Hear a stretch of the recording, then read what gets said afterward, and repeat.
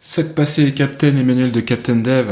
Aujourd'hui, on va parler un peu TDD en test unitaire.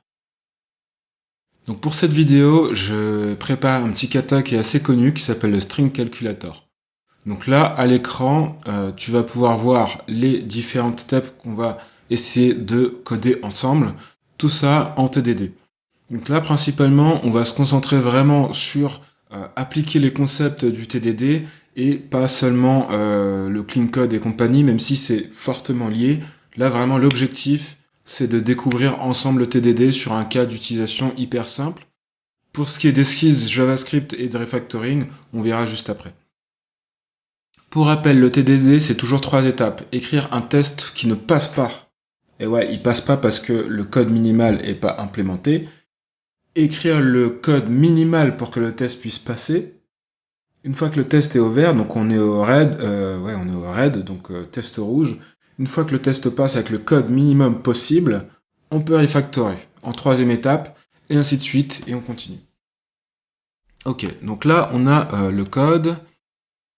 Hop, je vais voir si je peux pas. On va devoir créer un module qui s'appelle String Calculator. Son but, j'ai mis en commentaire. Il va exposer une méthode add qui prend en paramètre the numbers et qui retourne. On se le fait un peu en mode TypeScript, hein, qui retourne un int. En gros, en paramètre, on a une string contenant ou pas des chiffres et on retourne la somme de tous ces chiffres. Ok, donc truc ultra basique. Là, j'ai un test qui ne fonctionne pas. Pour la simple et bonne raison que je lui ai mis expect de 1 égale 2. Pourquoi pas, hop. Maintenant, je vais écrire mon test. Je vais faire un import add from string calculator. Il va pas vouloir. Donc il y a toujours ces 3 étapes hein, quand on écrit un test. On va commencer avec la chaîne vide. Donc on va commencer avec ce test-là. Donc string 1 should return 0 when empty string passed in parameters. Ok. On va écrire ce test-là. Hop, const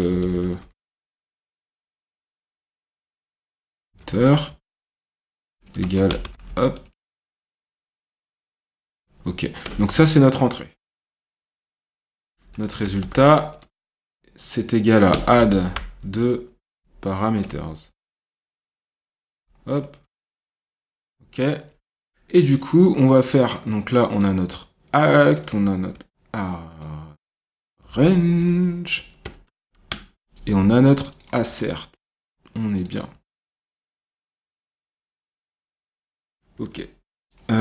Hop, j'ai fait un const expected égale. Du coup, dans cette règle-là, et ce qu'on a mis là, ça doit être 0, pardon. Ouais, should return 0. Donc nous, en expected, on va avoir ça. Donc là, il faut bien toujours garder cette syntaxe pour écrire un test. Et donc, soit je stocke dans une variable result pour que ce soit un peu plus lisible, soit j'appelle directement mon add. Moi, j'aime bien avoir ma petite variable result. Comme ça, je vois, c'est plus facile à lire, je trouve. Et en fait, je suis bête parce que je l'ai déjà fait. Hop. Voilà. Et du coup, en expected, hop, bam, ok. Donc là, j'ai sauvegardé, j'ai configuré mes tests en watch, il me dit qu'il n'arrive pas. Le test ne passe pas, forcément, génère renvoie mon code. Donc l'erreur, c'est parce que pas de module add. Ok. Donc là, premièrement, je crée mon test. Alors ça, c'est ça qui est bizarre aussi avec le TDD, c'est que vraiment au début du début, on est obligé de créer un test sur un truc qui ne va même pas compiler. Donc là, premièrement, le test est écrit, le test de base, on va le faire compiler et on va voir ce que ça donne. Ici, je vais créer une méthode add. D'ailleurs, je suis en TypeScript. Oui, j'ai oublié de le préciser, très important. Je suis en TypeScript, donc je peux m'amuser à mettre mes petits types ici. Number. Ok.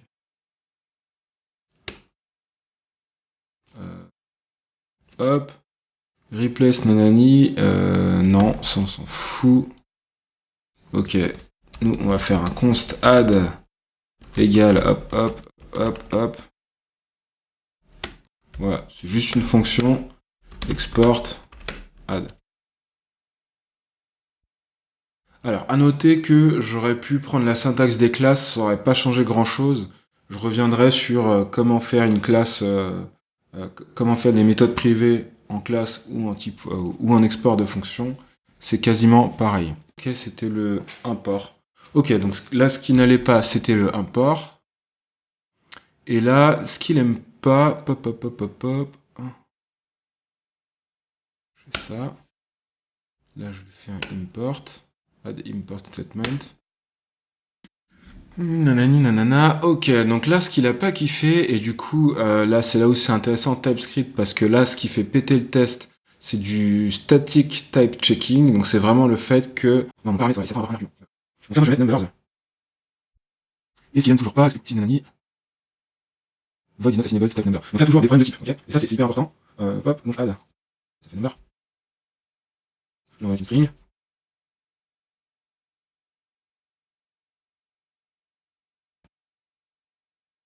Ok, donc là, on a notre test qui passe pas. Par contre, on n'a plus d'erreur de type. On peut voir la différence, donc ça c'est cool si on a des gros objets. C'est intégré dans WebStorm, dans Jest, on doit avoir la même chose. Ok, et donc là, pour respecter notre premier test, le code minimum pour faire passer ce test, ça va être juste return 0, sans se poser de questions. Ok.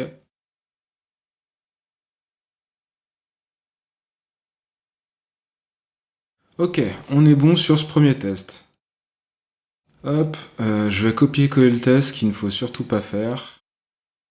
Maintenant, on va retourner un nombre. Ok, alors, string calculator test should return, on va par exemple faire 4. Ça doit retourner 4 quand on... Donc là, on est pareil. Ici, ça va être 4, et ici, on va s'attendre à 4. Hop, hop. Donc là, il va me faire retourner tous les tests. Ok, et là, direct, ça pète. On reçoit un 0 et il s'attend à 4. Donc là, je suis passé directement au deuxième test parce qu'il n'y avait pas de refactoring à proprement dit. On était vraiment sur le code minimal. Maintenant, je vais devoir utiliser, le paramètre numbers. Ok, je vais faire le truc le plus, comment dire, pour illustrer le plus bête possible. Bon, ok, if numbers égale 4. Non. Là, il va falloir convertir.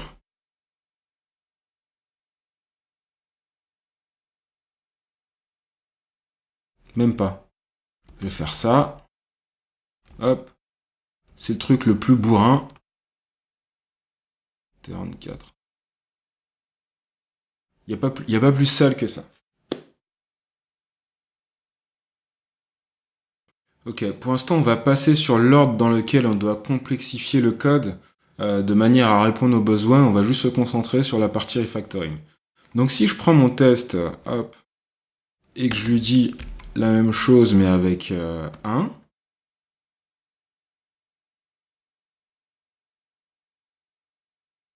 voilà, il va me faire retourner mes tests. Là, ça va péter. Et encore une fois, on va faire la chose minimale pour que ça puisse passer. Ce qui est pas forcément toujours la bonne chose à faire. If numbers égale, je sais pas moi, de 1.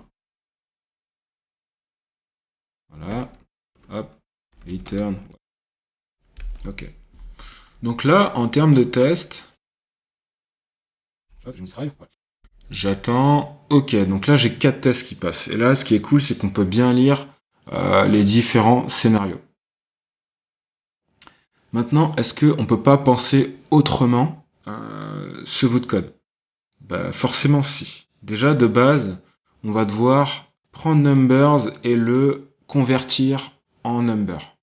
Parce qu'on part d'une string, il nous faut un number. Pour convertir en number, on va pas se prendre la tête. View égale number, on est en TypeScript. Hein, de numbers, bam. Ok. Return value. Ça a l'air de passer.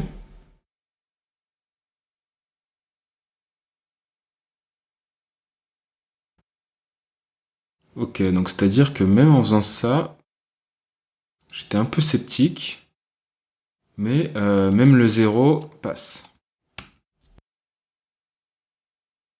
Donc là voilà, c'est vraiment un exemple typique de refactoring, c'est que du coup j'ai tous mes scénarios qui passent. Donc j'ai 3 scénarios, je teste ici en envoyant une chaîne vide, on retourne bien 0, en envoyant 4 en chaîne, on retourne bien 4 en number et pareil pour 1, et j'ai tous mes scénarios qui fonctionnent. Ok, maintenant on va utiliser un délimiter. Là on va complexifier. Donc là ça permet bien de voir qu'on a pu simplifier le code tout en ayant des tests qui n'ont pas engendré qui n'ont pas cassé en fait.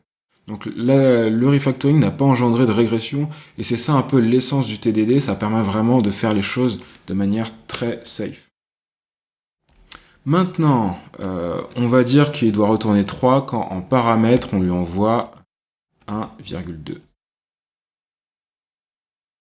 Ok, et on s'attend à 3. Donc ouais, j'ai toujours la même structure de test. Ça va pas vraiment changer dans ce scénario-là, parce que finalement on teste la même méthode, donc ça va dépendre des entrées-sorties.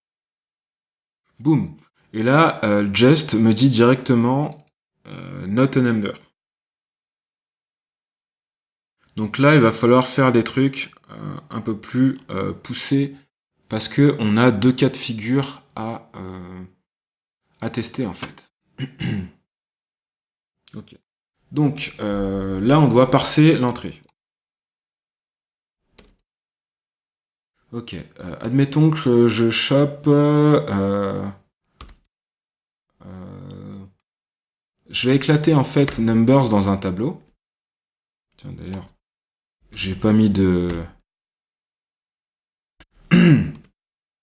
Alors, const values avec un s égale numbers point split. Et le séparateur, ça va être la virgule. Maintenant, si values.lang est égal à 1,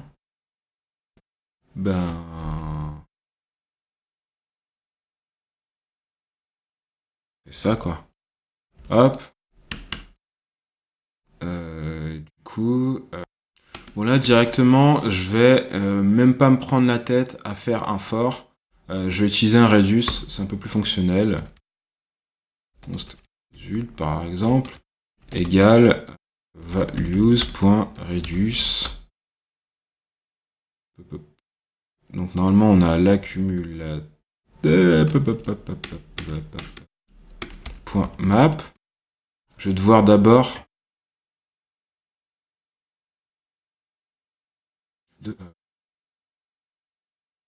accumulateur value.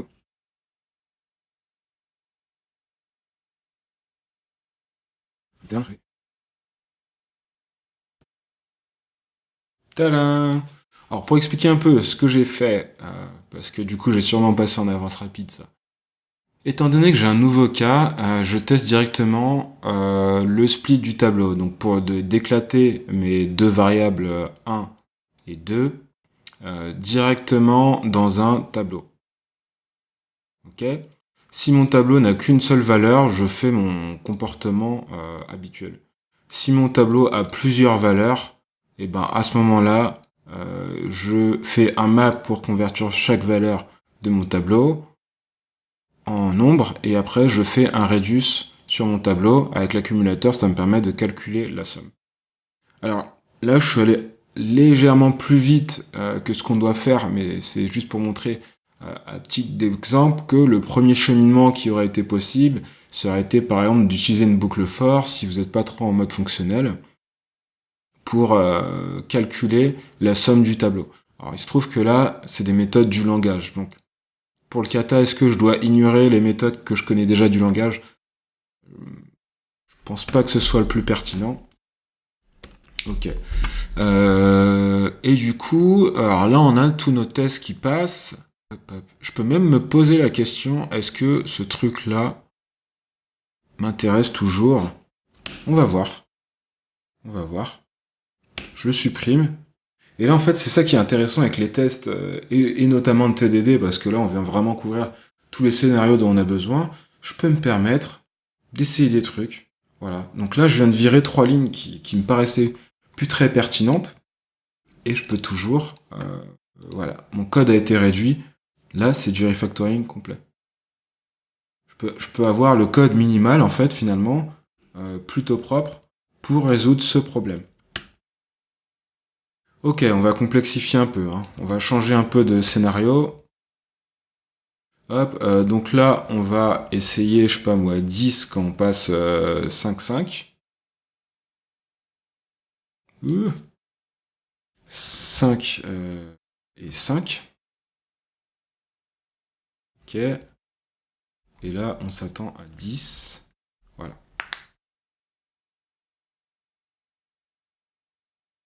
Ok, le test passe, c'est génial. Donc là, on a fait 0, 1, 2 paramètres, ou 2 nombres. Ça retourne la somme. Maintenant, on va passer à prendre un nombre inconnu de paramètres en entrée. Et c'est pour ça que je reviens sur le Redus. C'est parce que en utilisant le Redus, il y a de fortes chances pour que ce scénario-là, par exemple, passe. Déjà. Donc c'est pas forcément ce qui est attendu. En fait, si j'avais fait juste j'éclate le tableau s'il a 2 valeurs avec des ifs de partout, j'aurais fini par refactorer en utilisant un mode fonctionnel. C'est plutôt un style que je préfère, plutôt au style objet. Donc voilà, là en fait le test passe avec 15, je vais en remettre un avec 4 valeurs, et on va voir ce que ça donne. Hop. Ok. D'ailleurs je sais même pas combien ça fait. Hop, 10.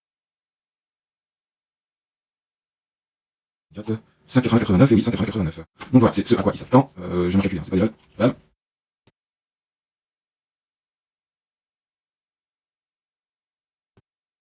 Donc voilà, là on a vraiment une suite de tests qui vient tester prendre 0, 1 ou 2 nombres. D'ailleurs, je suis allé un peu vite, je dois l'avouer, mais ça te permet de voir un peu le cheminement. J'aurais pu faire un truc du genre if values.length égale 2. Un truc bourrin, hein. J'aurais fait, je sais pas moi, const result égale number de values de 0 plus number de values. Voilà. Ça. Et si je fais ça, return result. Je vais avoir un petit problème de scope, c'est pas terrible ça, mais bon. Ok, donc ouais. Ouais, en fait, ça c'est le cheminement que j'aurais pu avoir à ce niveau-là. À ce niveau-là, pardon. C'est le truc le plus basique, et du coup, vu que j'ai fait un truc un peu plus fonctionnel, bah là, on grille un peu des étapes, mais globalement, ça donne ça. Maintenant, si je veux pouvoir mettre un caractère de nouvelle ligne à la place de la virgule, là, ça se complique. Donc ça, je peux l'enlever. On a notre code, et c'est là où ça va se compliquer. Lui, on va lui mettre un backslash n, et on va attendre de lui que ça fasse 15. Là, ça va exploser, c'est sûr. Donc voilà, là, il n'a pas su interpréter le truc. Il a explosé en vol. Maintenant, ce qu'il faut savoir, c'est que pour résoudre ce kata, il faut utiliser des expressions régulières. Donc là, on arrive à la moitié du kata. Il y a d'autres étapes que je montrerai pas parce que pour l'instant, bah, c'est pas ce qui va apporter le plus. Là, le but, c'était vraiment de commencer à monter en compétences. Et après, on va faire un peu de clean code, on va voir ce que ça donne. Donc pour ça, j'ai deux choix. Là, il faut que je me dise, faut que je puisse interpréter deux délimiteurs différents. En fait. Donc soit il y a le mode bourrin, je refais un split, soit en fait le premier split, là, il va séparer mon tableau en 5 anti-slash n 5 et 5. Et du coup, dans mon premier élément, je vais avoir mon anti-slash n. Là, la solution, c'est d'utiliser une expression régulière plutôt que un délimiteur avec la méthode split. Donc pour ça, je lui mets deux slash. Okay. Donc là, je passe en mode expression régulière et je vais lui mettre anti-slash n, un pipe ou ma virgule. Ça va me permettre de venir utiliser deux caractères en fait. Il va prendre l'un ou l'autre. Le anti-slash n, le ou c'est le pipe ou la virgule pour venir utiliser un délimiteur. Et voilà. Donc là en fait on a rempli les trois premières steps de ce kata. Ok, donc après en step 3, 4, on avait ça. En step 4, il y avait support de différents délimiteurs. En step 5, on avait negative number. Les nombres négatifs lèvent une exception. Ok, donc ça va se résoudre avec une regex. Je vais pas le faire dans ce kata-là, mais globalement, ça va être ça. Une regex un peu plus compliquée. Et ça va se faire avec un check sur est-ce que la valeur est négative ou pas. Donc on va pas aller au bout, parce que sinon, de toute façon, la vidéo va être trop longue, mais dans l'idée, c'est ça. Je le finirai peut-être un autre moment. Et donc, ce qui est intéressant, c'est qu'en fait, là, on peut refactorer. Si je fais... voilà. Donc là, j'ai ma suite de tests, pardon. Je peux vraiment me dire, ok, j'ai envie d'extraire un peu du comportement. Je fais ça, const convert to number égale value, qui prend en plus une string, hein, et qui retourne un number. Donc déjà, hop, et pop, value. Sum égale value, hop, the number. The number. Et b, the number. Ça retourne du number égale. Donc là, ces deux méthodes-là que j'ai créées, qui sont pas encore utilisées, je peux me permettre de faire ça. Et de faire.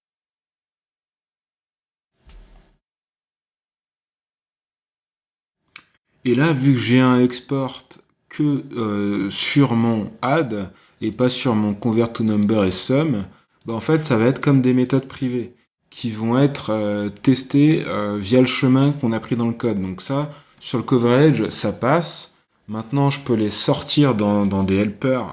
Ce serait aussi utile. Et en fait, voyez, là, ça me permet vraiment de refactorer et je sais que dans tous les cas, tous les scénarios qu'on a couverts, hein, donc de 1 à 3, tous ces scénarios-là, ils passent, quoi qu'il arrive. Ok. Si je fais ça, hop, là j'ai tous mes tests qui pètent.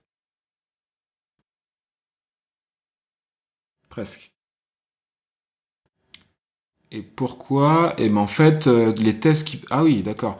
Voilà, donc là en fait, ça me permet de voir quels tests sont cassés quand j'ai modifié le fonctionnement de ma méthode, de ma fonction sum, qui est censée additionner, mais là elle rajoute 2.